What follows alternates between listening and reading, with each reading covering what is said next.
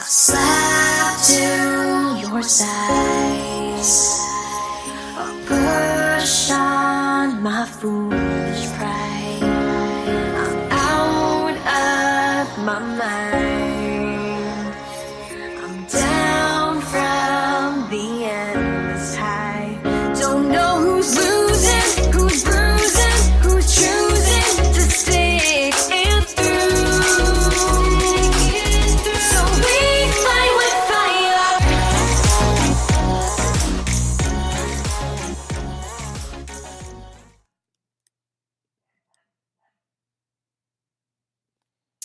Hi everyone, happy Monday and also happy Martin Luther King Jr. Day. I'm so excited about this. Is one of my favorite days of the year because it proves that people's minds can change, and it proves that people that have been oppressed can win if they lift their voices and they fight.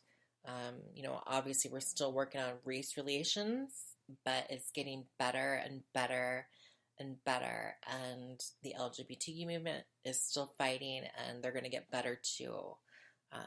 We've taken a little bit of a dip because of Trump, but, we'll survive and we will keep pushing on. But he inspires me so much because of the message that he sent, and it was always about positivity and his economic fights, and he spoke so well and so eloquently, and just so exciting, and it's just proof that people will fight and change. Hi, Madeline and Jade, how are you guys?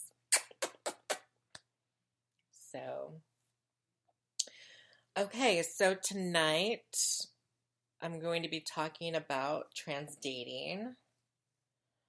I have written a book on this. I'm still writing that book. I'm adding more stuff to it because since I've been writing the book, a lot of things have changed. Dating apps have gotten better with being trans inclusive. So they're not deleting trans girls anymore from sites, and trans girls can actually label that they're actually are trans, so guys that are interested in them can see that better on mainstream like dating apps like Bumble and Hinge and Tinder and other, I think Plenty of Fish and things. I don't think Plenty of Fish. I think what is that other one? Maybe it is Plenty of Fish. But they're just getting so much better and being more inclusive to the trans community on dating apps now. Because before, you really had Grindr, because a lot of times girls that were on Tinder or somewhere like that, they would delete your profile if they found out you were trans. The companies would. So, but yeah, so I'm still in the process of writing that book and updating it and making sure it's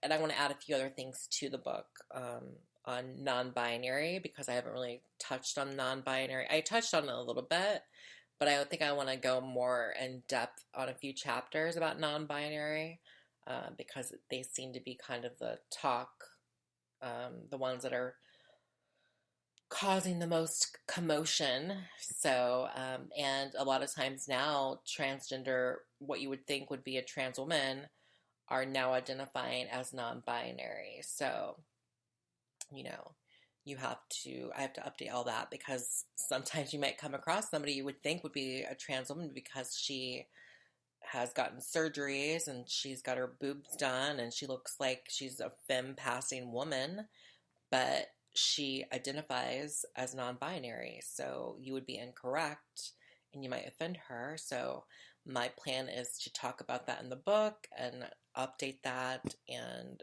a few other parts of the book I want to update for 2020, just to make sure it's better. And I also want to update the cover and a few other things. So that's in the works. But tonight we're going to be talking about trans dating. We're going to be talking about PrEP and Undetectable. We're going to be talking about dating apps, sex tips, and bad sex moods with trans women. What's a chaser? Is there such thing as a chaser? Um, Basically, chaser versus trans attracted. Does size matter? Uncut versus cut. And we're going to be talking about a bunch of other things tonight. And obviously, I will be checking Twitter, Snapchat, Instagram,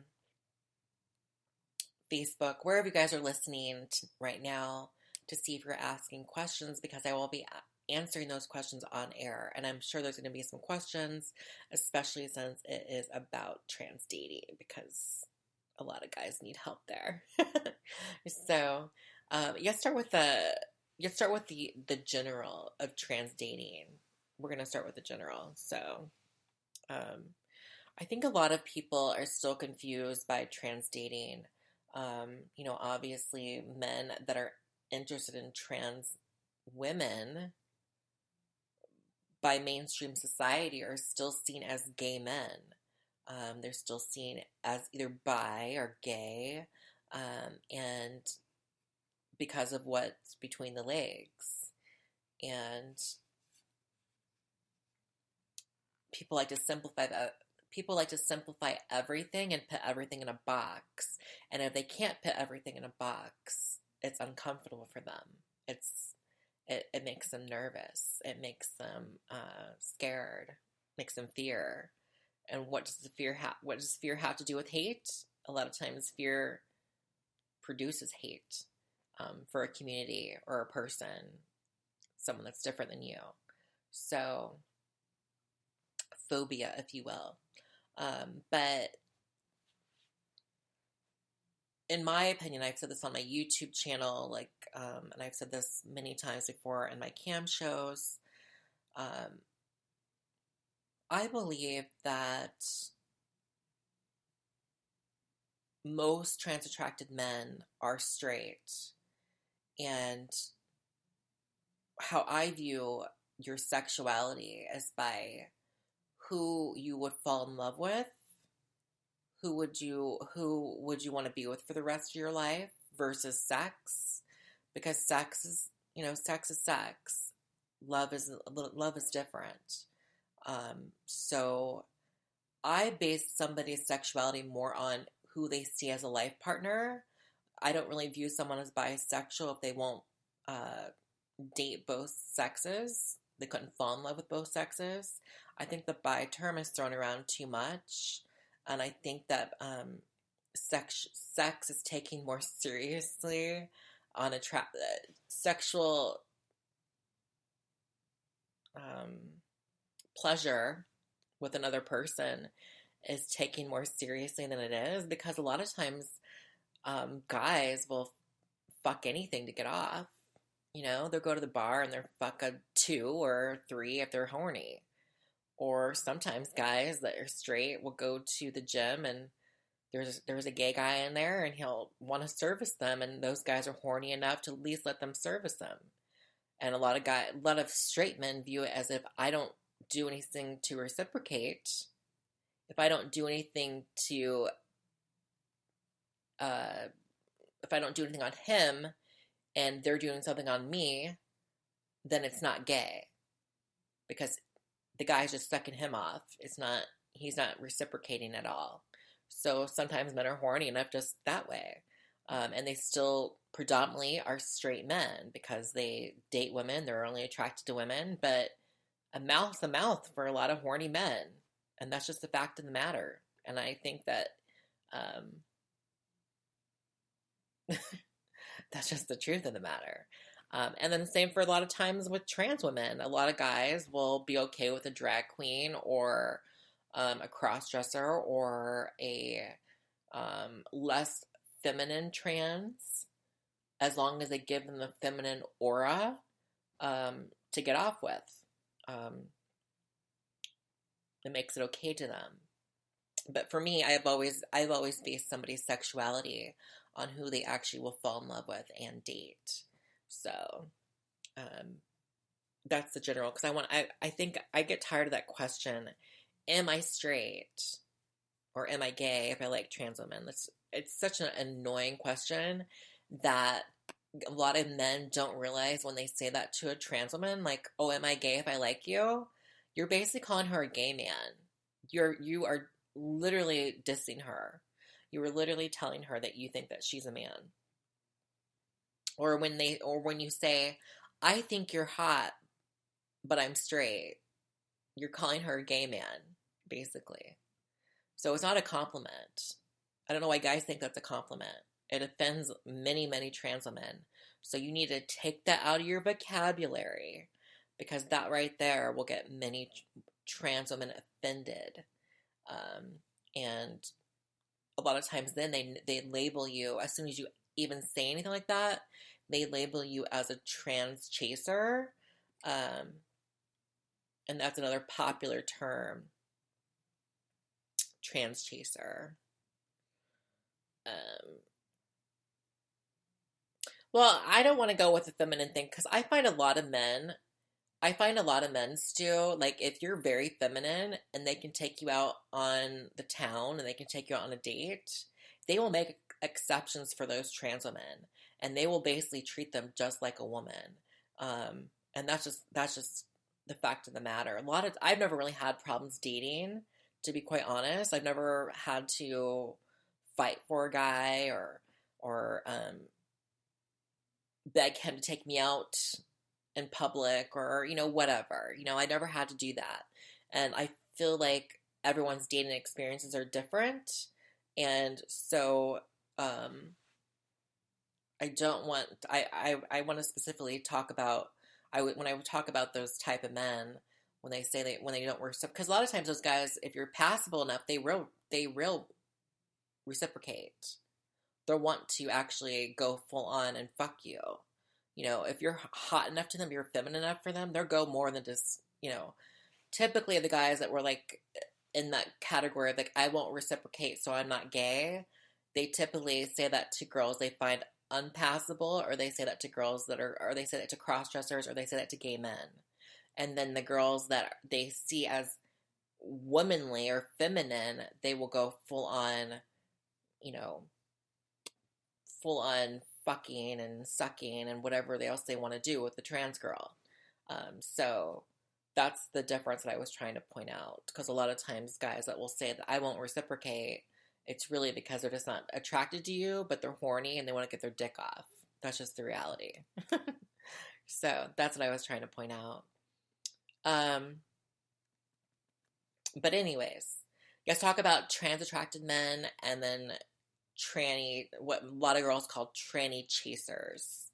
And like I said, that's one of the biggest signals or signs to a lot of trans women that they view you as a tranny chaser when you say something that like a backhanded compliment like that, because they think you're dumb and that you're just not going. You obviously are just looking at them like they're a sex toy or whatever. So to me,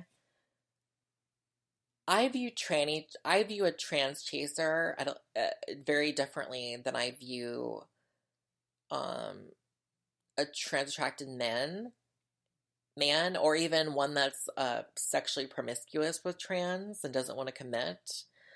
To me, a trans chaser is someone like, let me give you an example. He's a very good example because a lot of people know him.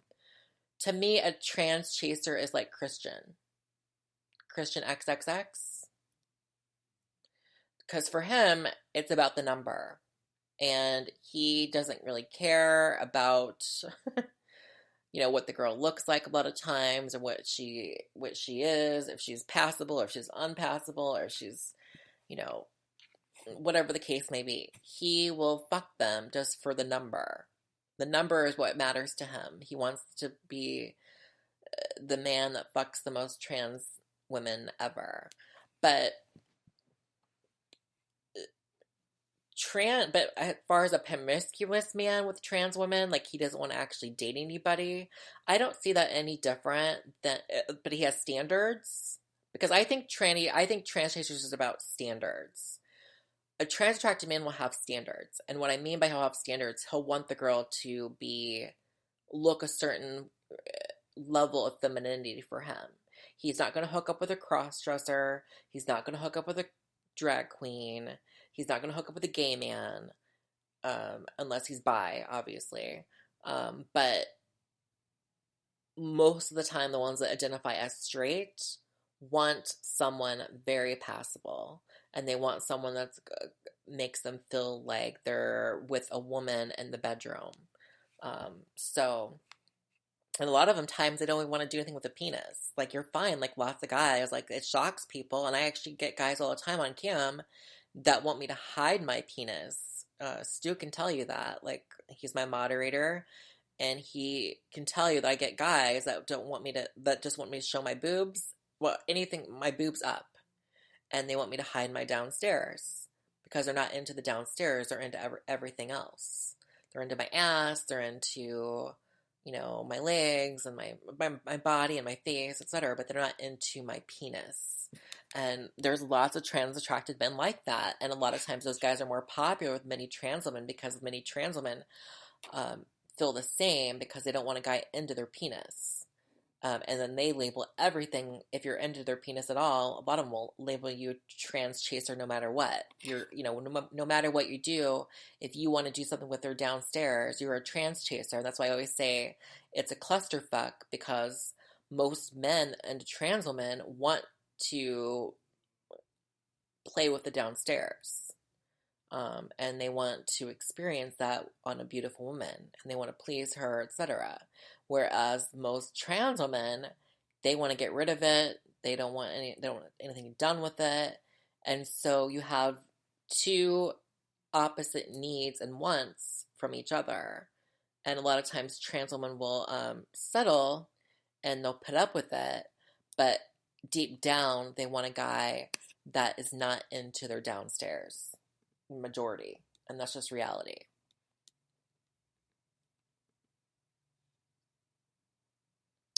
Christian has a bad reputation because he forces a lot of girls into doing things they don't want to do. He's very aggressive, and a lot of girls some trans girls have done like a Me Too to him, because even like I've even heard like directors had to kick him off set because he would be in the bathroom trying to get a girl to like do more than what they wanted to do besides on scene. So that's why Christian has a bad reputation. But also, like, if you say no to him, he will bully you, because I actually said no to him and he bullied me when I first joined the industry, and I called him out, and it was all over Luca's back on a blog. And we're Christian and I are okay, but we're not like I wouldn't call us like friends or anything. We respect each other's spaces, I would say. But that's why a lot of girls don't like him. But what I do want to say about Christian, to give him a little bit of credit, because I don't want to like sound like I'm shitting on him this whole episode or this whole radio show. One thing about Christian, though, is that he stood by his attraction. And no one can take that from him. He stood by his attraction. He stuck up for trans women while he still performed in the straight industry. He was unashamed. He puts in the work. He is very good at making the girl look good and doing all the things he needs to do to make sure that she's in the beauty light and spotting. And that's why a lot of girls like to work with him, because obviously most trans women want to look the best they can on camera. And Christian's good at doing that. He knows the lighting. He knows how to perform for the camera. So a lot of girls like him for that. Plus, he's tall. He's really tall, and a lot of trans women are really tall. And so they like feeling like they're the smaller person. And so if they're 6'1" and he's 6'5", I think he's 6'4", 6'5", it's going to make them feel more feminine. So, and plus girls like that bad boy, that prison boy look. A lot of girls like that. They don't like the pretty boys. They like that prison look sometimes. But I don't want to sit there and sound like I'm hating on Christian all the way through the thing, but I'm just saying he's an example I usually give for what most girls would say is a trans chaser. But trans attracted men, I always put it down to standards. Whether you want a relationship with a trans girl or whether you just want to like fuck a bunch of trans girls like you would fuck a bunch of girls in your life if you're single.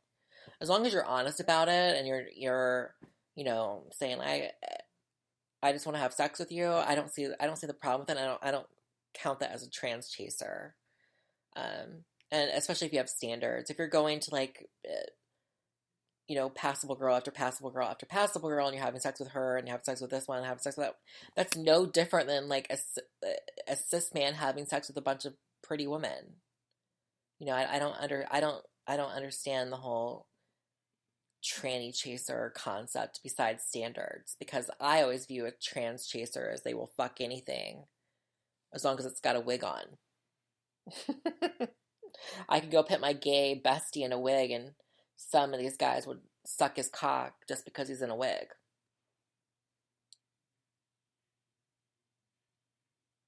So, but that's my view on trans attracted versus trans chaser.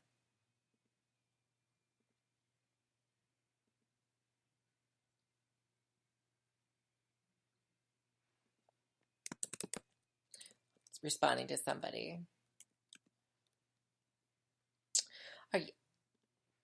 Yes, I'm doing this as a podcast. Well, it's basically like and you can listen later anytime. Like you can listen to my past episodes. I'm going to be doing this every single Monday.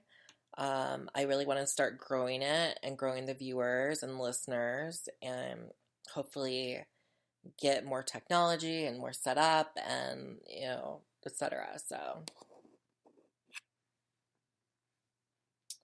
See, a lot of people feel that way, Jay. They feel like they'll be with anyone. They're more about the personality and the hygiene and if they're loving.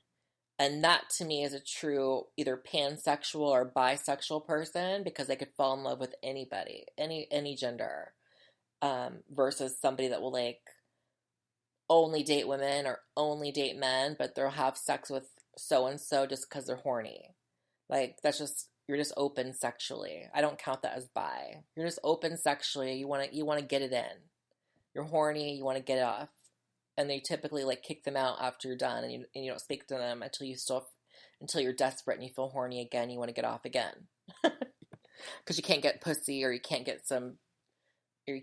a blowjob or whatever. And a guy will do it that you can find on Grindr, or a trans girl will do it, or a crossdresser will do it that you can find. But you can't, etc. So I don't really count that as bi, in my opinion. I think we really need to get over that. I think that I think we give too much power to private parts and less power to what someone is physically attracted to, meaning face, body, personality, list goes on. So, no, I don't think a lot of men, I don't actually think a lot of men that are into trans women that watch trans porn will ever meet a trans woman. It's just fact. Like, most people will never meet a trans woman in their life, in general. And most trans attracted men that watch trans porn will never meet a trans woman in their life either. Unless they're like buying them, or they off chance go to Thailand or somewhere, or some big city, and they find one on Tinder or some dating app or whatever. But in general, we're like unicorns. And we're like not the easiest people to find.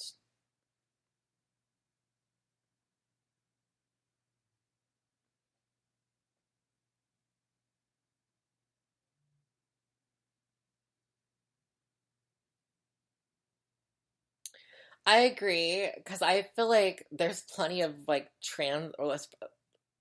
I feel like women in general, like, because of a lot of them, a lot of women now are having more lip fillers done or face fillers done, or they're having their butts filled, or whatever still.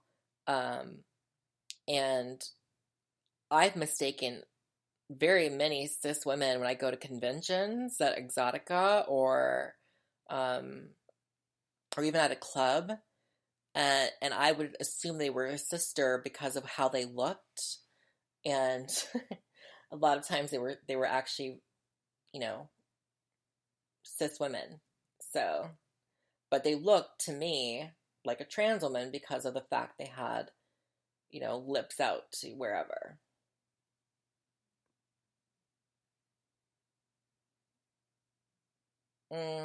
No.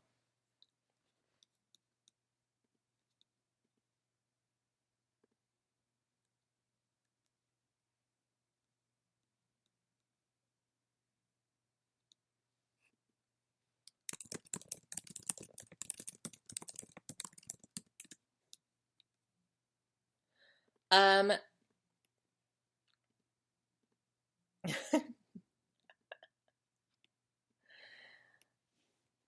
what you're talking about is, I think, what most guys want, Anthony. I think it's a fantasy because a lot of times those men don't have the looks needed to be that kind of guy with a trans woman because, believe it or not, many trans women are very picky, unless they're getting money, because they can be picky because there's a lot less of us and there's a lot more of you. And so trans women are typically pretty picky unless the money's coming along with that. Um, and I always find it funny when guys that are obviously not like they'll hit on a girl that's for a trans woman a 10, and he'll be like a 4, maybe a 3, and think that he's gonna get it with her for free just because she's trans or because we're freaks. And I feel like a lot of guys feel that way. Like if that's your profile picture right now, Anthony, I would say that who you're speaking about would only be interested in you if you had money. I'm just gonna be honest. I don't bullshit my fans. I don't bullshit my listeners. I don't bullshit anybody. And I'm just gonna say if I just think that if they saw you, knowing, because I know what kind of guys that she dates. I've seen her, she posts pictures of the guys that she dates. You're not getting with her unless you call up her escort ad, or she's very drunk. And I feel like that's a lot of men's problem with trans women. They feel like they can get any girl that's trans just because she's trans, because to them, we're freaks. If that makes any sense to you.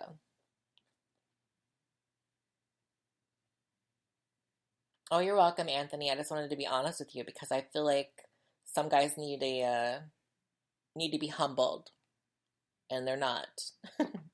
Sometimes I think they think they have one over on us because they're whatever.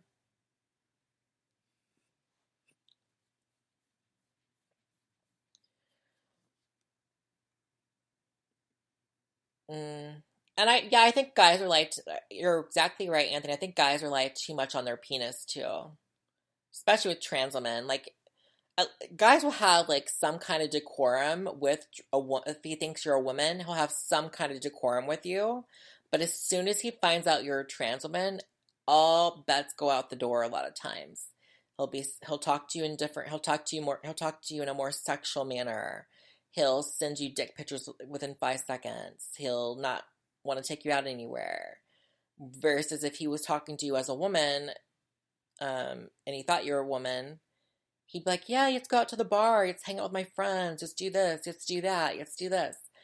But as soon as he knows you're a trans woman, then you're less than. And it's always obvious. And that's why a lot of trans women complain about that. So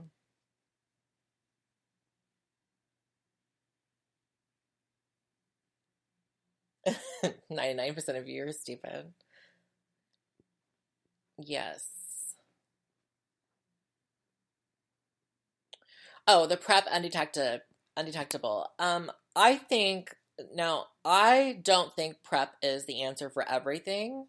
I mean, there's obviously many different options than just PrEP now that are similar to PrEP. But I do think if you're having an active sex life, um, to stop the spread of HIV, um, you definitely should be on PrEP or some kind of something to prevent it with a condom, with both, to prevent it even more because HIV is actually going up. It's not going down in young people, and that's scary. So, and then obviously undetectable. The CDC says there's, basically no chance that you could spread HIV to a person if you're undetectable or U equals U. But that's going to be a personal choice. Um, I personally still wouldn't do it until it's cured, and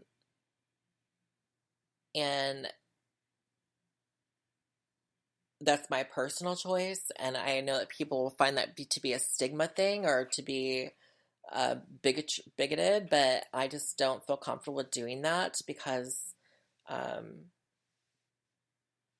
I mean, it's hard enough trusting your own partner that is not that is HIV negative. So, um, and there's actually like studies about how like a lot of times people won't take their medication and um, won't be even with PrEP. A lot of times people won't be taking their PrEP all the time, and a lot of people think if they take their PrEP right before they have sex and they haven't been taking it for like weeks that it's going to work, and it doesn't work like that. That's why a man in Australia, um, who was supposed to be on PrEP, was only taking PrEP right before he had sex. So like out of those 31 days or 28 days, whatever the amount, whatever 30 days, that month, whatever that month may have been, he mostly was not compliant. He wasn't taking PrEP like he should have. And because he thought he was safe, he didn't use a condom because of the PrEP. Because now people are like, oh, I'm on PrEP, so I can't get HIV anymore. So who cares about gonorrhea and chlamydia and whatever else they're worried about? Everything else is curable, right? Even Hep C is curable now. But like a lot of people are like they're only worried about HIV, and because they think PrEP came along, now they can just go back to the 60s and we all can start having unsafe sex with everybody that we meet. And that's not just gay people. Like I get tired of like, oh, it's just gays, it's just gays. No, I know plenty of straight people that feel that same way. And actually, I know plenty of straight people that aren't even on PrEP, but because they're straight, they feel like if you're straight, they still feel like HIV is a gay disease. I have friends that really believe that. I have girlfriends that really believe that. Like, oh, girl, I'm a female. It's really hard for me to even contract HIV. And they'll go to the bar and have sex with a guy without a condom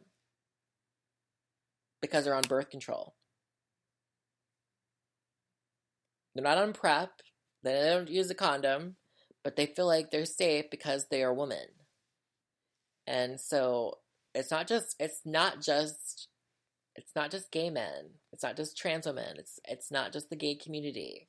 It's also straight people too. And down low people.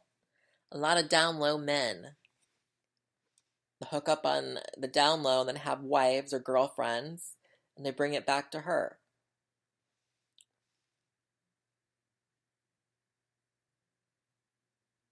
Yeah, I don't like that, Stu. I don't like that condoms are uncool. Like half the time, like condoms are so like invisible now and so much better than they used to be that you can't even half the time. Like Wicked is an all condom company, and they use condoms. And like I've seen like scenes where like the condoms are so clear that you can barely even tell that they're wearing a condom. It's just silly to me.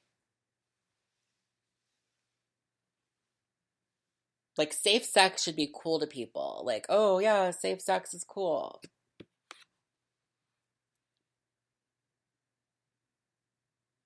Mm. For me, I just don't feel comfortable with it. I'm not comfortable with the whole you equals you thing. It's not for me. It's not my cup of tea. Even if a guy was honest with me about it, I just still wouldn't do it. Um,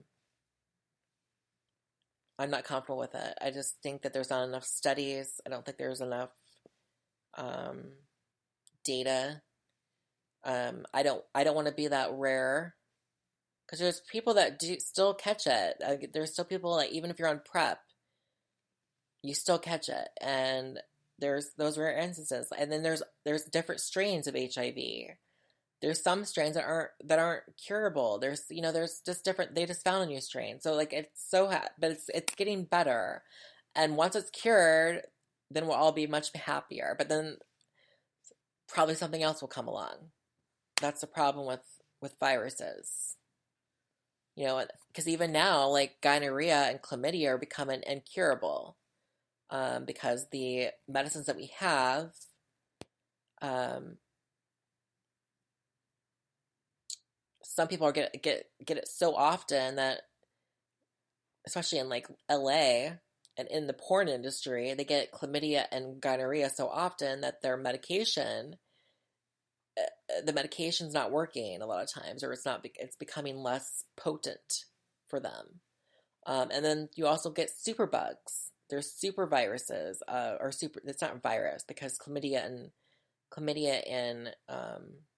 gonorrhea aren't viruses, but there's super chlamydia and super gonorrhea, um, that is over in Asia right now that could easily come over to America. That's like basically how things happen. Like people, like we travel and we go have unsafe sex with somebody. And a lot of times you don't even have to have sex with a person to get chlamydia. And that's the truth. Um,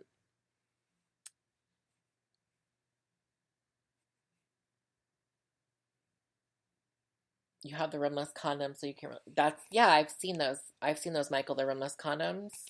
I've seen those. But yeah, like we travel and we have sex with people with other countries, and we travel back, and then we spread, you know, the STD, the STI, and then another person spreads it to another person, and then that's how it happens. If you ever seen Contagion, that's kind of like how it happens. If you watch the movie Contagion, that's how it happens with every um, kind of disease that can be spread.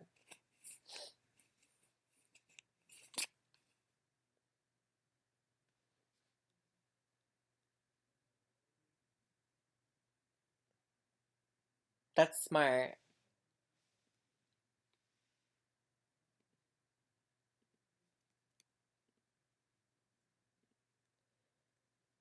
Oh, weird.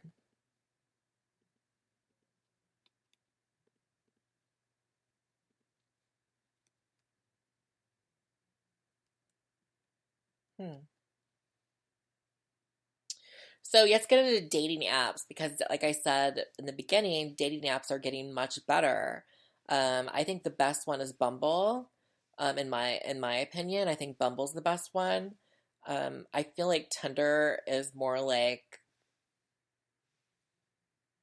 uh, less. You get less connections on Tinder. A lot of people just like to swipe just to see who's going to be interested, like to see who's going to swipe on them. I think that Bumble's the best one. And then Hinge. I like Hinge because Hinge is, you can share video and things like that, so it's a lot harder to be catfished.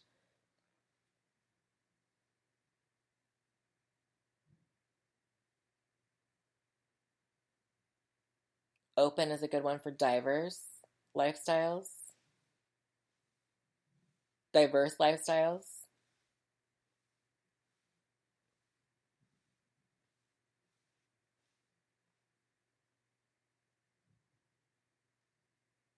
That's awesome. I think they have like Thrinder or something like that, or the threesome or something like that app too for people that like that's another thing I don't understand. Like a lot of these apps, like why like Tinder and Bumble and um Hinge or any of these mainstream ones don't recognize pansexual relationships because everyone's I don't like to judge relationships because everyone like has different comfort levels. Everyone has falls in love differently. Everyone needs different need. Everyone has different needs and wants. And some people will be okay with those wants and needs, and other people won't be. Some people want monogamy. Other people want open. Some people are only okay with threesomes. You know, everyone has different levels of what they're okay with. And none of it is wrong as long as you're happy and it's something that you need and desire and want and it makes you fulfilled. Um, so I don't think there's any kind of right or wrong relationship in that matter as far as like sexuality goes or sex in the relationship goes. So I'm always like confused why um, they delete couples that are threesome couples that are looking for a girl or looking for a guy or looking for a trans or whatever they're looking for to spice up the relationship. A lot of times those profiles on Tinder and um, other apps they'll get deleted because you're only supposed to be one person at a time. So like they're basically judging people that are pansexual. They're judging people that are polyamorous, you know, and a polyamorous like polyamorous relationships. And I don't like that. I don't like that we judge love or we have to push or we push for one type of love and we say that this is the only right type of love, which is monogamy. I don't like that. I think that's so archaic and we need to get over it.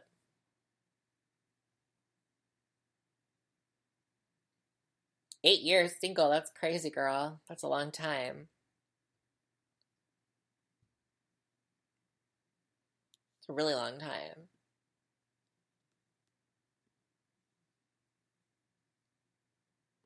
But I think a lot of times, like, the single life is good for some people. Like, some people love the single life. You know, they get a fuck here and there, and then they're back to focusing on their business or their career or focusing on them. Because a lot of times, like, you know, when you're in a relationship, you have to compromise a lot of times. You have to compromise who you are, what you want to do, money wise, goal wise. A lot of times you have to compromise certain things in your relationship or you have to answer to somebody. You know, you can't just make decisions for yourself. So some people find that to be a downfall because they don't want to have to tell their partner what, you know, to make hard decisions or heavier decisions, you know. They want to do what they want to do.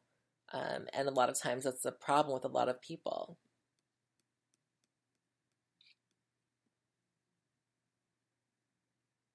10 years single? Well, there's you some hope, Jade. He was 10 years single before he found the right partner. That's the truth, too. Like, a lot of times it's like, I think people look too much. It happens when you stop looking or when you stop expecting too much. Um, because nobody's perfect, and I feel like everyone has this like ideal partner in mind. And a lot of times it's all bullshit anyways because everyone's lying because you're lying to them half the time and you don't show them yourself until like a 6 months, year end, or till you live together because you're hiding all your bad habits. You're hiding a lot of like how you actually feel. You're telling them a lot of times what they want to hear. Versus like what you do. Like I don't like that. Like I think that you should just be blunt and just like cut the bullshit. You know? That's like the worst part about being single is that first date. Like when you go on dates all the time and then like you both are like telling each other what you that you think that he'd want to hear or she'd want to hear. Like, I just wish we'd get over that and just be like, this is what I'm looking for. Can you fulfill this? No. Okay. And that's kind of like the good thing about dating apps in a way, but a lot of times people even like people lie on dating apps all the time too, obviously. But I feel like people are more free on a dating app to speak freely, like what they really want, and not be like embarrassed.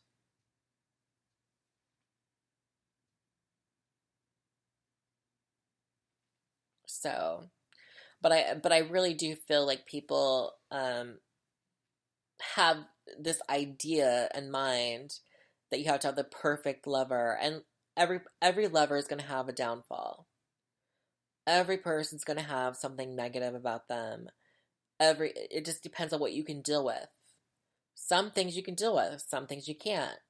And I don't like it too when friends judge your lovers, because if you're okay with it and you're happy, then that should be enough for them.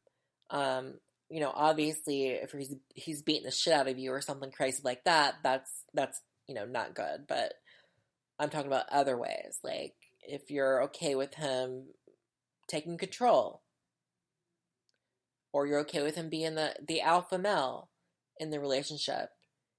A lot of girlfriends will look at that and be like, girl, he treats you like shit, or why is he bossing you around like that? But if you're okay with that, you're okay with it, and there doesn't need to be an argument there. And I feel like a lot of times that's always something that can happen with a lot of girlfriends. And then they put thoughts in your head, and then you start turning against your lover because your girlfriend says, oh, girl, he treats you like shit. And before, like 10 minutes ago, you didn't think anything of it. But they make it an issue, and then you start making it an issue. So a lot of times, outsiders will cost you a good relationship because of how they feel and because they're basically telling you what they're comfortable with or what they wouldn't be comfortable with. And you're going by what their comfort zone is rather than your own comfort zone. And I feel like that's because in general, we try to please each other, especially our friends and loved ones. We're such pleasers. We're just used to doing that. We're used to doing that for society. We're used to doing that for our friends. We're used to doing that for our family. We like to please. We all are guilty of this. There's few that stand out from it, but majority of people were pleasers.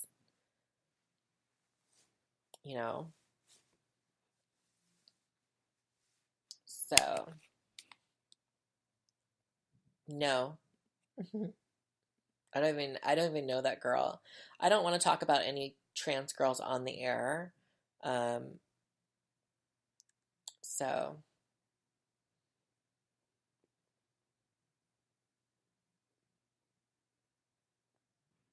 mm, no, I don't like Grinder. I don't like Grinder because of the fact that I don't like the app. I think it's dumb. I think I wish that Grinder's app was more uh easier, searchable better, or like an easier search engine, and I wish that it was more like Tinder or Bumble or whatever. I think the setup is so ugly, and I don't like it. So there's that. Especially when you have to pay like an arm and a leg, you think that their setup would be a lot better. Because I know like my gay friends pay a shitload to be on that damn site, and they're always complaining about it. You think by now y'all could afford something better to make it more streamlined.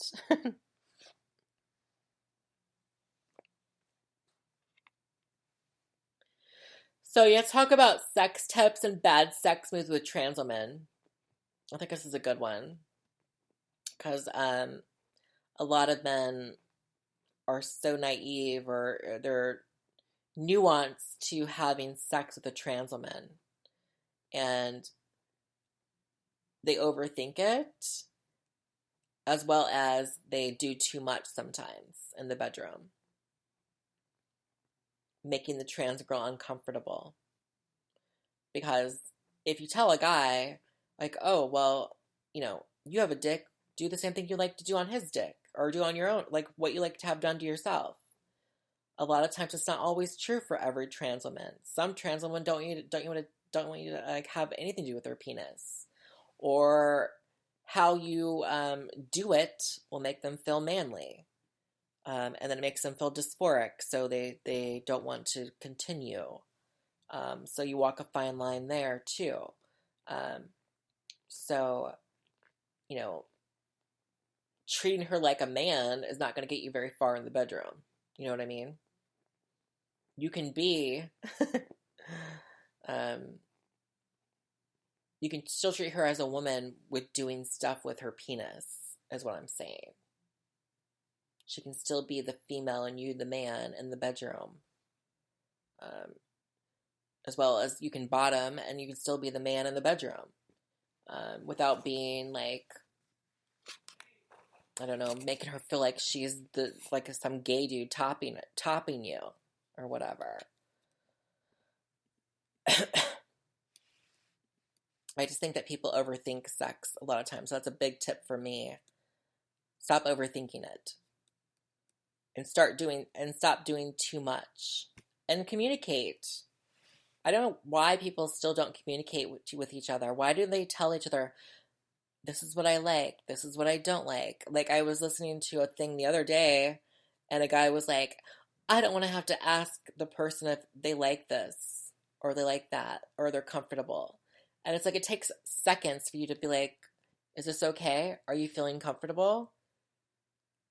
That's courteous than pushing her or him to do more than what they're actually into. Because a lot of times people don't speak up for themselves. And they go farther than they want to go, or they do something more than they want to do, and they feel victimized by you. And it puts a bad taste in their mouth. Especially with new relationships or a one night stand. I don't understand why people are so shy from voicing, commenting, asking. I like dirty talk. You can do it in a sexy way without it sounding lame or stupid. I just feel like a lot of times guys don't like to be vocal. Versus they want the woman to be vocal, but they're not vocal.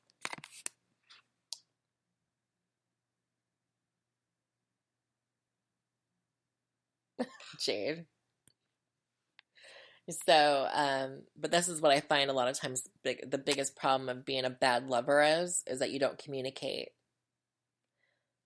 Or having bad sex is that you don't communicate on both sides. So that's the biggest one. I think a lot of people already knew that, but you need to get over it and actually do it.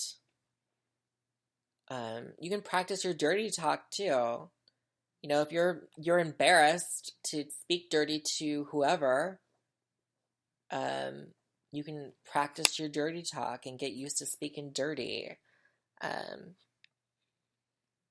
Get comfortable with it. I think sex is about experimenting, and as long as your partner is about experimenting with you, you guys should be on the same wavelength, and that makes a better lover. Now, as far as great hot spots for a man or a penis with a trans woman, even, you know, the male body typically has 3 G spots, or what, you know, they like to call G spots. They have the frenulum, which is the triangular part of your head, the penis head. It's on the bottom of it. And then a lot of times it's why some guys come faster than other guys, because some guys have more sensitive frenulums than other guys, or other trans women, you know, whatever. So, like, you know, you come faster, and that's why, like, they have all these toys now, like, they call the Fleshlight a training tool, because, you know, if you train your frenulum to feel friction, and they get used to that friction, you're going to last longer in bed. Because a lot of times guys come faster because that they're so sensitive there that they can't keep going, especially after you come. All your head area and that area right there is very sensitive. A lot of times for many people, we can't even touch their penis after they come because it's so sensitive for them. It tickles so much.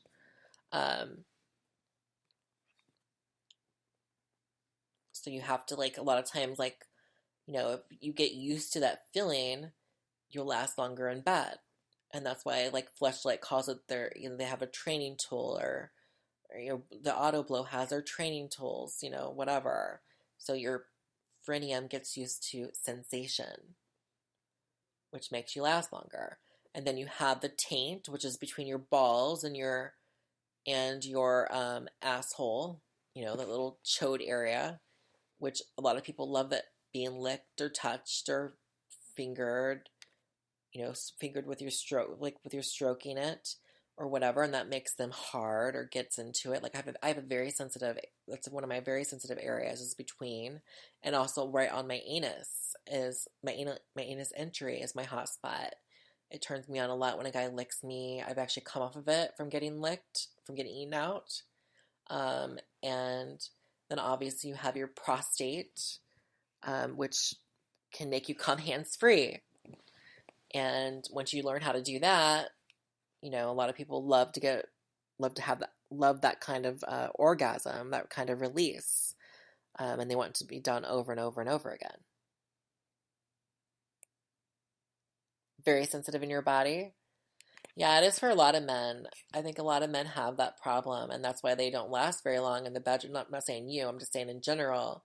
A lot of times in the bedroom, that's why a lot of men come too fast, or they have premature ejaculation, is because their penis head or their frenulum is so sensitive that they can't last, and they just have to blow. So a lot of ways of fixing that is training it, getting used to that sensation, getting used to that friction up and down. And that's why a lot of times uncut men will last longer in the bedroom, because the uncutness of their penis or the extra skin kind of like conceals that part a lot of times, or will like hide it will when they're going in and out, the skin will pull up and cover the frenulum a lot of times. And so they last longer in the bedroom a lot of times because they have more barrier there protecting that hot spot area. And so a lot of times uncut men will last longer than a cut man, because cut men, obviously, it's more exposed. So some people also, like just talk about uncut versus cut. A lot of times I find that people that are uncut will prefer uncut, and people that are cut will prefer cut.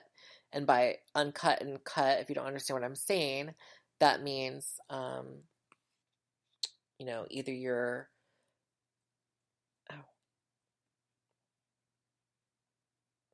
you used to come fast, but since your previous sex tips episode, I've been able to last longer in bed. Thanks for that. Oh, awesome. I'm so glad to hear that, actually.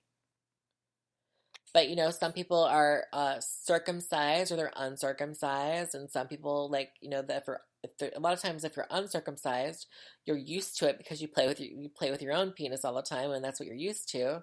So a lot of times you prefer someone that's uncircumcised.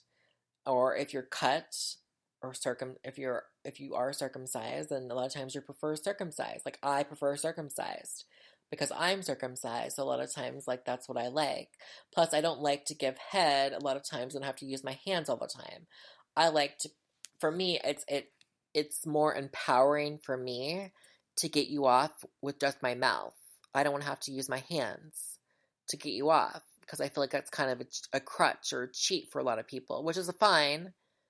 But for me personally, I don't want to have to use my hands to make you come from a blowjob.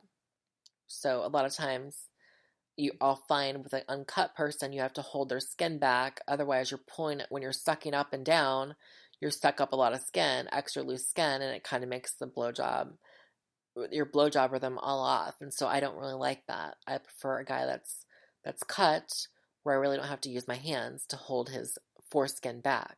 So that's one reason for me why I prefer guys that are circumcised. Plus, I'm myself circumcised, so you prefer. Yeah, what does everyone prefer? Like, even guys that are attracted to trans women, what do you guys prefer? Do you guys prefer circumcised or uncircumcised?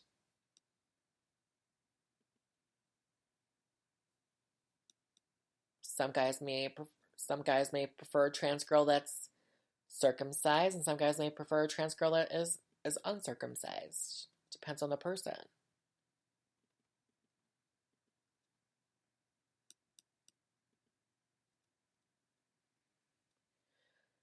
Um,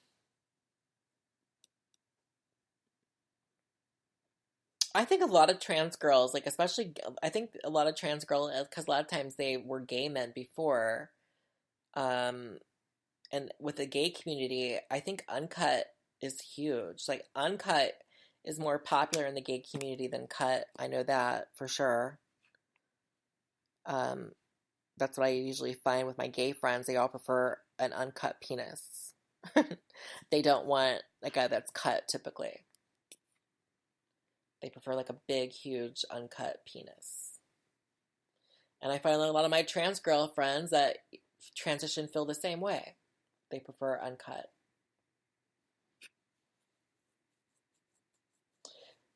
I've been told that some say like it feels better for anal sex. I don't know why it would, but some girls think it feels better for anal sex when they're cut because there's more cushion. Maybe that's why, because sometimes they say there's more cushion. Um, and so it makes the anal sex less painful.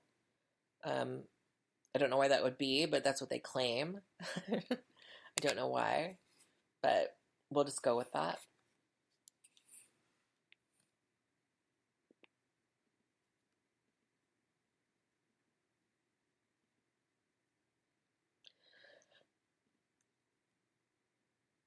Um,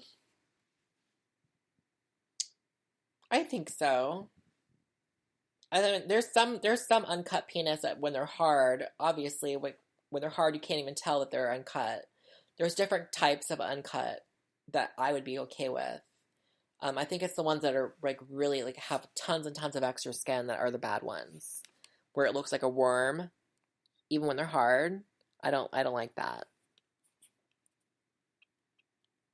But there's other men that are uncut, where like when they're hard, you can't even tell that they're uncut.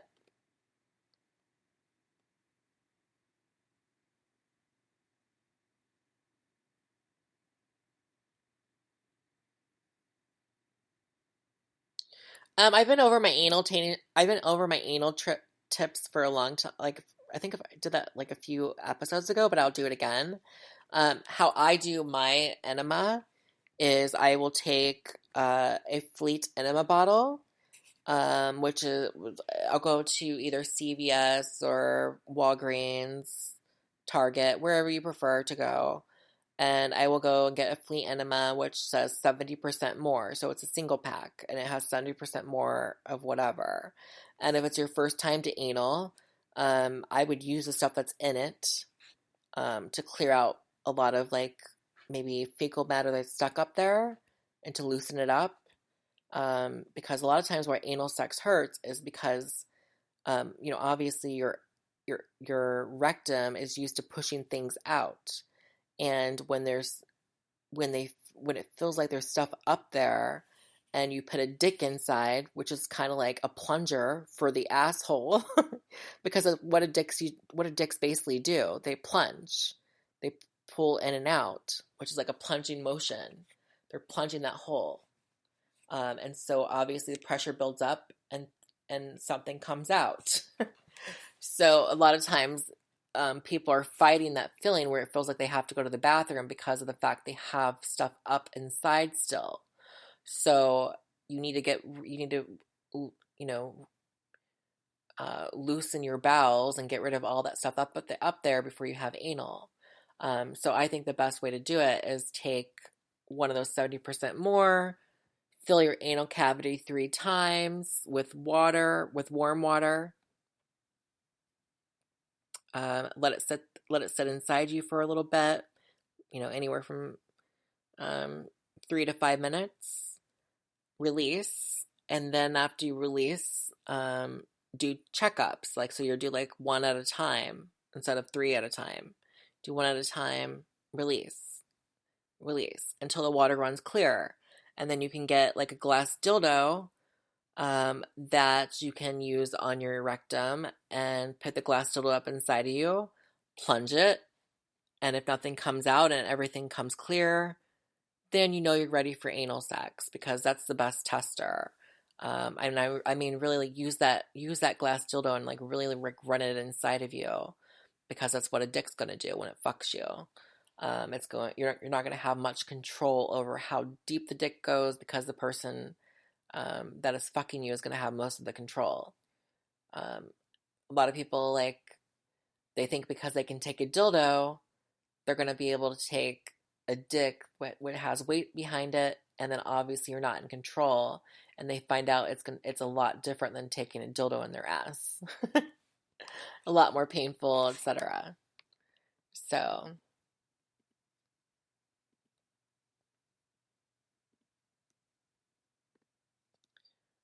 but that's the best way to do it, really, is to clear, make sure everything is clean and cleared up. And so I hope that helped you, Kyle. Happy plunging and happy getting fucked. I know lots of girls that claim they do, in porn, Jade, but they could just be saying that. But I know lots of girls that say they do orgasm from getting anal fucked. They say they actually orgasm from it. One girl, she says she squirts from it. When a guy fucks her in her ass, she squirts. So I think it just depends. Some people love anal sex and it's the best thing to man. Other people, they try it and they hate it, and that's why we have some tops, and that's why we have some bottoms, because bottoms obviously love it and then tops hate it. And then you have versatile people like myself that love it all. But I don't think bottoming is for everybody, and that's okay.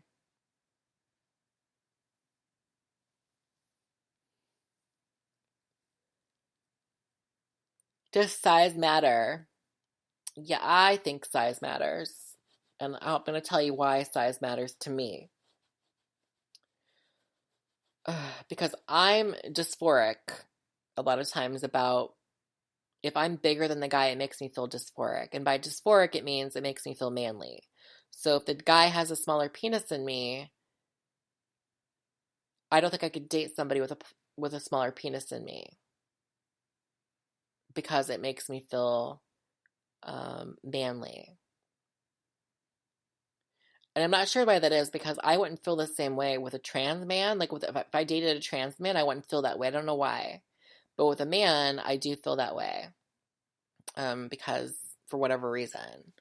If he's got a smaller penis than me, I just feel I don't know, I feel like I'm more, I just feel like it makes me feel manly. So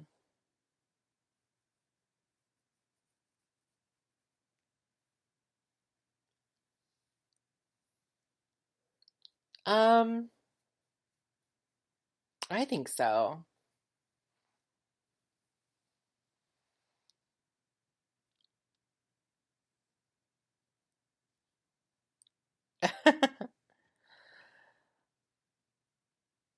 Now, see, I'm versatile, but I'm the real versatile. A lot of people always say they're versatile, but they're really not. They usually prefer one over the other. I'm really versatile. I like to do both. They're very different feelings. And sometimes I'm in the mood to top, and other times I'm in the mood to bottom. It just depends on my mood and how I feel. So yeah. Yeah, I come hands free a lot when I get fucked in the ass. So I know I like anal. Like I said, my hot spot's right on my anus. So I've actually come from getting eaten out by a guy, hands free.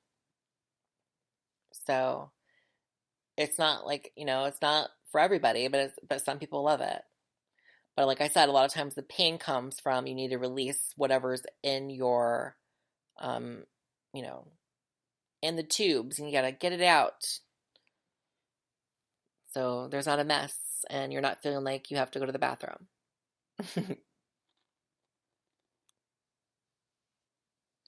But I was gonna say that I do feel like size matters, not just because of me feeling dysphoric, but also because obviously if you have an asshole, um, typically a guy needs to be at least 6 inches to really hit the prostate area, because the prostate is about 2.5 inches in to the anal cavity.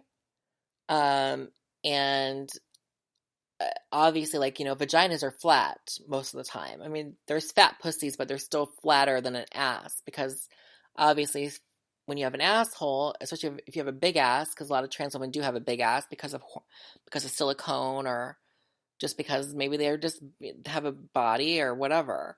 Um, your dick needs to be at least long enough to get past those cheeks, and it needs to be long enough to hit the prostate. Otherwise, you're just like aiming for nothing. So for me, I need a guy at least to be 6 inches. So yeah, for me, size does matter, because I want him to hit that prostate, and I want him to like make me come hands free. Because to me, one of the best orgasms is to come hands free versus just coming by jerking yourself off, or um, coming in somebody. A lot of times, one of the best orgasms you come like crazy hard is when you come hands free.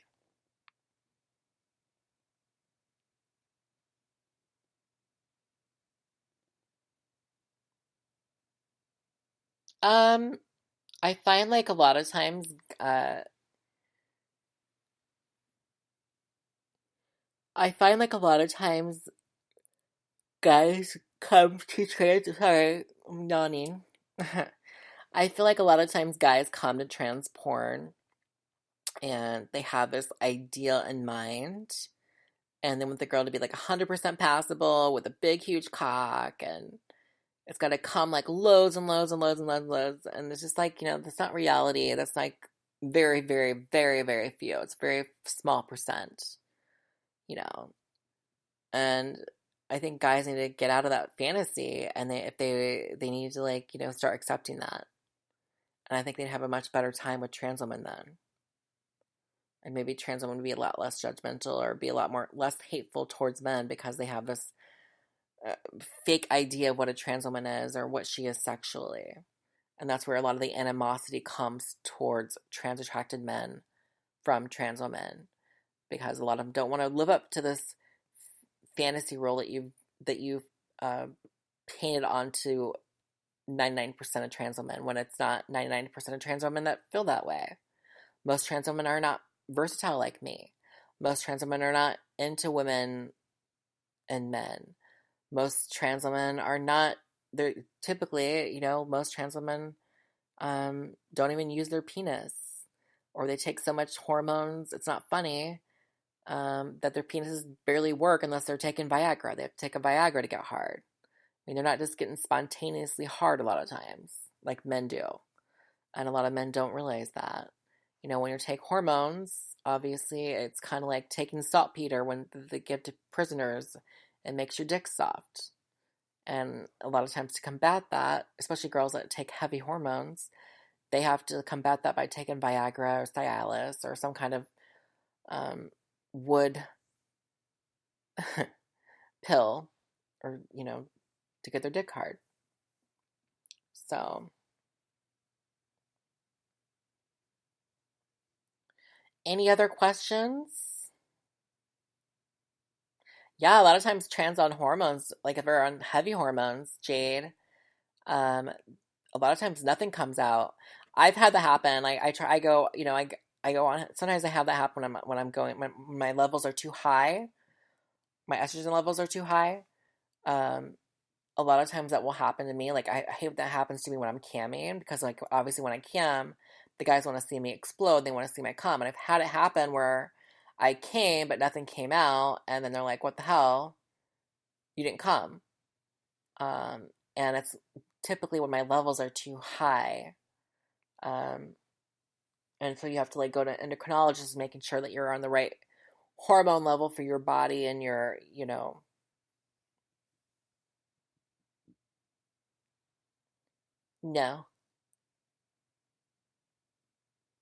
Yeah, self-medicating a lot of times that happens. It just because so many girls like they have like so many different cocktails they take because they think by doing more hormones it's going to make them more feminine, but really they're just kind of like killing their body because hormones aren't safe. I mean, like they're not. I mean, like they're not unsafe, but they're not. When you take them at an abundance, it's not safe for your body. Like when the doctor tells you to take zero point 0.5 for a shot of, estrogen or estradiol, do that. Don't go and like take 2% because you think it's going to make you more feminine. Because a lot of times we pee out most of the hormones anyways. Our body doesn't even use most of the hormones because we pee it out, we urinate it out.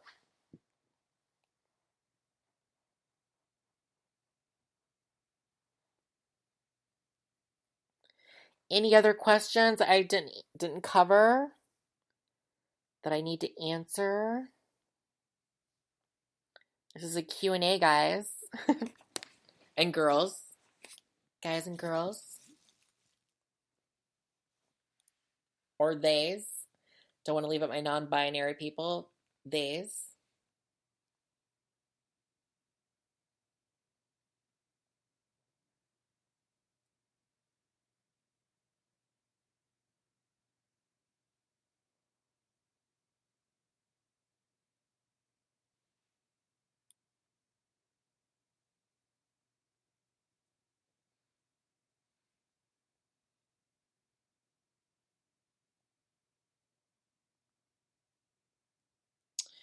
Um, as far as like dick sucking goes,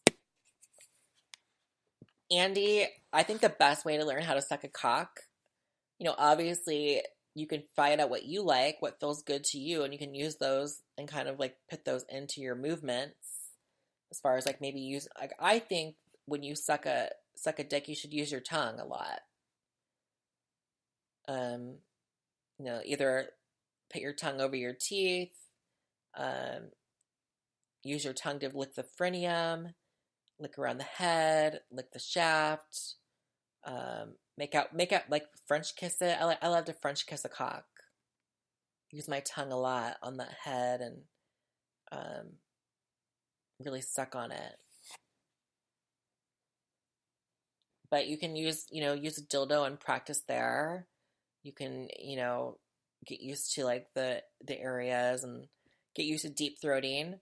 Also, if you take your left hand and you put your thumb,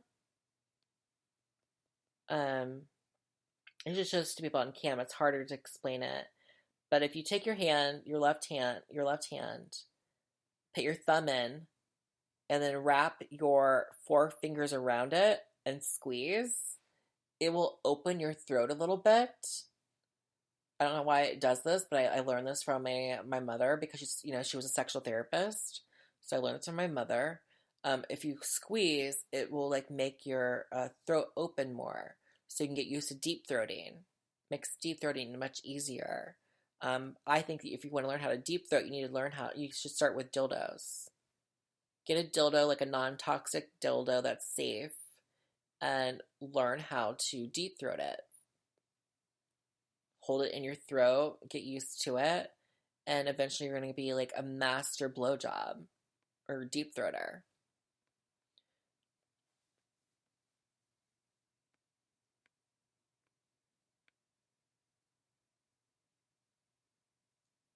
No, I think that you can still be very manly still in the bedroom, whether you're a top or a bottom. Because I've dated both tops and bottoms. And I feel like you can be manly. I've had manly bottoms that, bottomed. Just like a guy that likes to get pegged by a woman. Plenty of men like to get pegged by a woman with a strap on because they're into BDSM.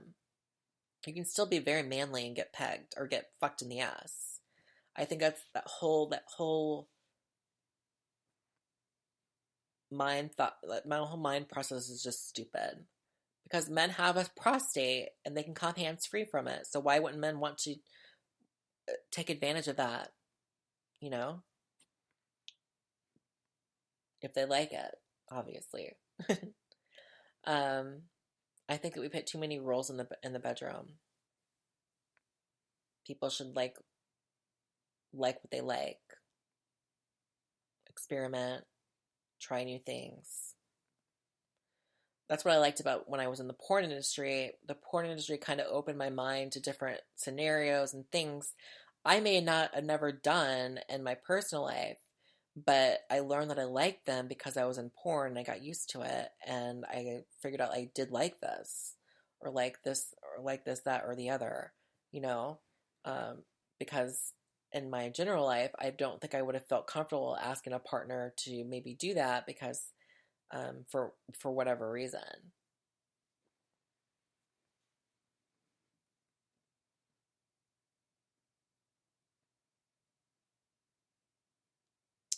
Um, Swallowing.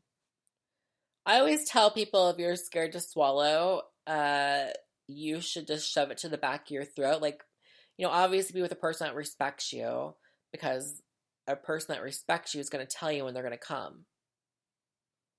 Tell them to let you know when they're going to come, and when they are about to come, to shove it to the back of your throat and you'll never taste it.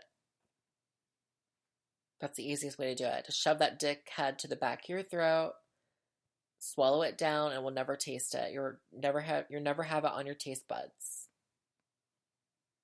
That's usually the easiest way to swallow the load without being worried about tasting it.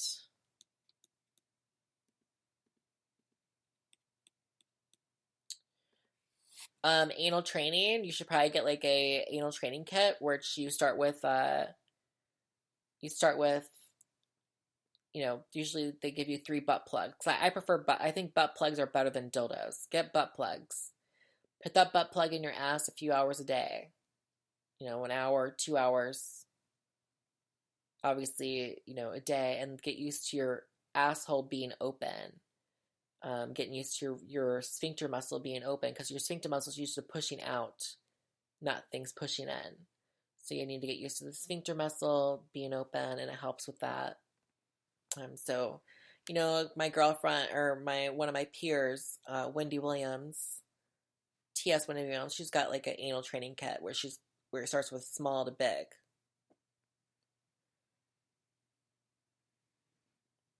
So yeah, butt plugs kind of hold it open for you. You get used to that. Get more used to it.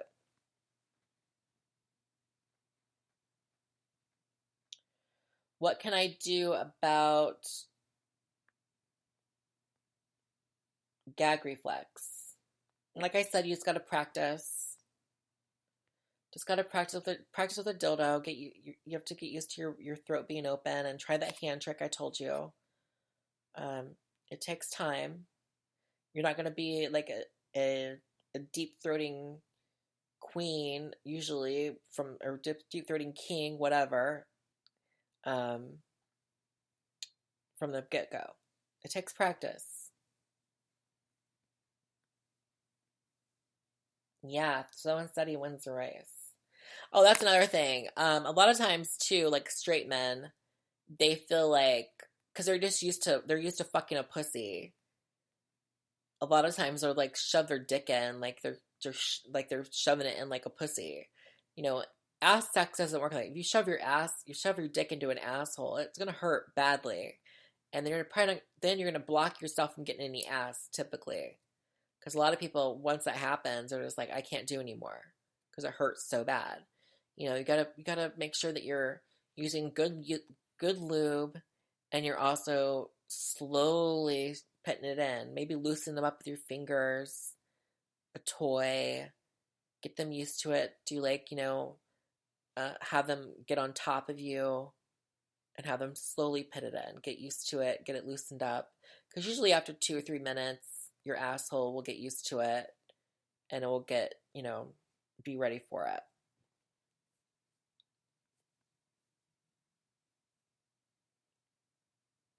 Never shave your ass. Steven, never shave your hole unless you have an asshole that you know that the hair is fine. If you have fine hair and you want to shave your ass, that's fine because it's not going to feel like sandpaper. But if you're somebody that's got a hairy ass and you shave it, it's going to feel like fucking sandpaper on their fucking dick. And trans women, because we take hormones, it makes our skin a lot softer in all places, including our penis area. So if you have a bunch of prickly hairs on your asshole, it's going to feel like, and you want us to fuck you, it's going to feel like, rubbing our dick between sandpaper. So either keep the hair, because some trans women don't mind, or Vita it or nair it, or wax it. One of the three. Or get an epilator. Some people use an epilator. You can buy like an epilator for $100. It's not the most, pleasant experience, I've been told by, certain ex-boyfriends that did it. But it does work and it stays hair-free for a long time. And you don't have the embarrassment of going to a waxer and saying, yeah, can you wax my asshole? So you do it at home.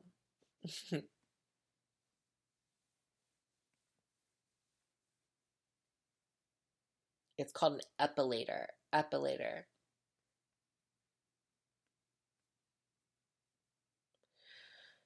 No, I do not bleach my asshole. My asshole is just naturally pink. I mean, I'm a white girl. It's not typically gonna be brown. Not typically.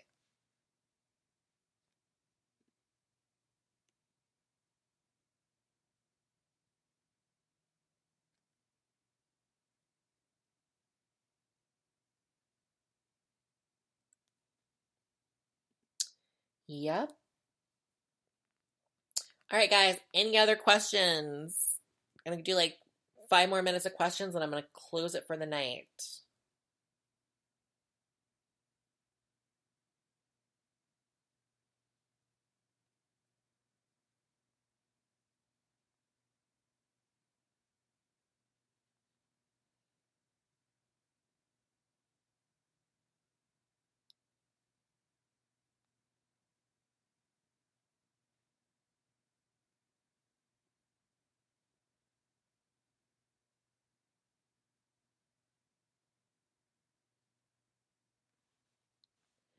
How do you have sex with a trans girl missionary?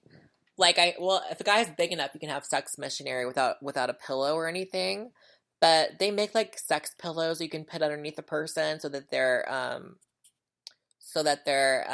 asshole will be pointed up more.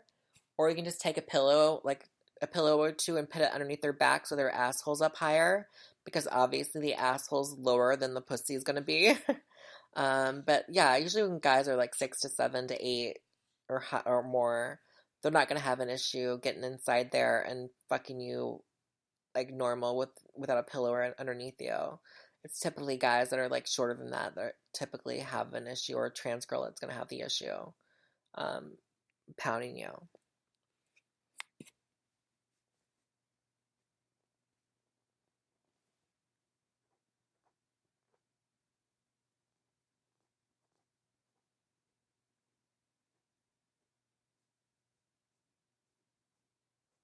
I answered that earlier. If you listen to the radio show again after I'm done, I went into depth about how you do anal sex and about how you check yourself to make sure you're all clean and, invest in a glass dildo, basically. Invest in a glass dildo.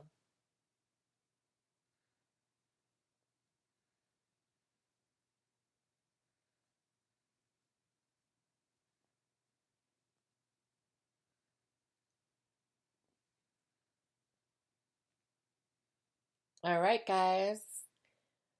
Great show. Thank you guys for showing up in the chat room. Remember, you guys can sign up for your own username and chat during the live show. I'll see what you guys are saying during the live show if you go to secretkellyradio.com. And you can sign up for your own username and you can chat in the room. I'm not sure how they do it. I could be wrong. Let me ask the chat room because I don't want to steer you wrong. But you can become a chat user in my radio show. So when I'm on the air, I can actually see what you're saying. I can just talk to you. Obviously, too, I've been checking Twitter, I've been checking Facebook, I've been checking Snapchat and answering questions too. So you don't need to do that, and I'll still answer your questions. Next week's episode is going to be a political one because obviously, to me, trans is political because of the fact that the world makes it political because you're trans. Obviously, when people speak about trans people, it's always about our rights, what rights we should have or what rights we shouldn't have, or, are we an abomination? Are we this, that, and the other? Oh, there's an app. Jade said there's an app that you guys can sign up for and you can chat in the room. And it's free, FYI, to chat.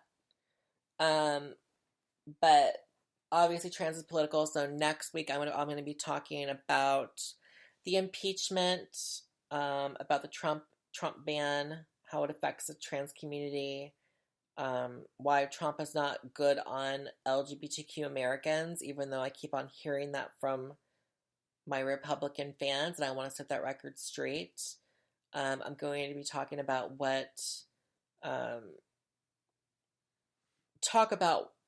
why some of the animosity towards trans women is unjust and unfair, because we a lot of times get mixed in with the narrative from non-binary people, and a lot of us are not fighting that fight that they're fighting. So I've touched on this in an earlier episode, but I want to touch on it again because I want to keep on driving that message home, that there's many different facets of the trans community, just like there's many different facets of the straight community or the cis or the everyday community. There's gays, there's lesbians, there's bisexuals, there's pansexuals, there's polyamorous, whatever. There's straight people. The list goes on. The same is for trans people. There's different factions with more extreme views and less extreme views. So I do want to touch on that. I want to keep on touching on that over and over and over again and driving that home, because a lot of times I feel like we're all painted with a broad brush and we're all put into a box because that's what people like to do, and if they're not in a box, it makes them feel uneasy. But anyways, I will see everyone next Monday. It's going to be, again, a political one, because like I said, being trans is political because the world makes it political. So I will see everyone then. Love you guys. Thanks for showing up, and I will talk to you guys next week.